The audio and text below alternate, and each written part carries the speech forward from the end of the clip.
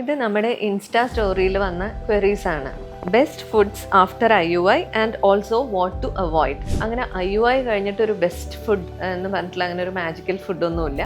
Simple home cooked food, അത് protein rich ആയിട്ടുള്ള എന്ത് ഭക്ഷണവും വീട്ടിലുണ്ടാക്കുന്ന നല്ല ഭക്ഷണം കഴിക്കുക IUI കഴിഞ്ഞിട്ട്.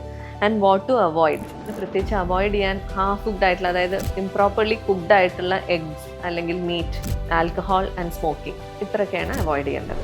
അടുത്തത് white discharge in pregnancy time. പ്രഗ്നൻസിയിൽ ആക്ച്വലി വൈറ്റ് ഡിസ്ചാർജ് കുറച്ച് കൂടിയതായിട്ട് ഫീൽ ചെയ്യാം. ബിക്കോസ് ആ ഭാഗത്തേക്ക് രക്തയോട്ടം കൂടുമ്പോൾ നാച്ചുറലി കുറച്ച് ഡിസ്ചാർജും കൂടും. പക്ഷേ എക്സസീവ് ആയിട്ടുള്ള ഡിസ്ചാർജ്, അതായത് നമ്മുടെ പാൻറ്റീസ് ഒക്കെ നനയുന്ന വിധത്തിൽ എക്സസീവ് ഡിസ്ചാർജ്, അല്ലെങ്കിൽ ഒരു ബാഡ് ഓർഡറോട് കൂടിയിട്ടുള്ള ഒരു ഡിസ്ചാർജ്, അല്ലെങ്കിൽ ഇച്ചിങ്, എന്തെങ്കിലും ഡിസ്കംഫർട്ട് കൂടിയൊക്കെ ഡിസ്ചാർജ് കണ്ടാൽ ചിലപ്പോൾ അത് ഇൻഫെക്ഷൻ കൊണ്ടായിരിക്കും. അപ്പോൾ നിങ്ങളൊരു ഡോക്ടറെ കാണണം.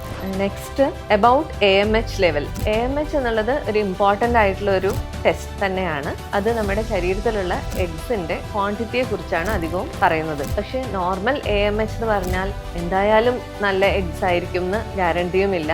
എന്നാൽ മോശം AMH ആണെങ്കിൽ ഒരിക്കലും കൺസീവ് ചെയ്യില്ല എന്നുള്ളതും ഇല്ല. അടുത്തത് PCOD റിവേഴ്സ് സൈൻ. എന്താ ഉദ്ദേശിച്ചതെന്ന് അറിയുന്നില്ല. എനിക്ക് തോന്നുന്നു PCOS റിവേഴ്സ് ആയോ എന്നറിയാനുള്ള സൈൻസ് എന്താണെന്നായിരിക്കണം.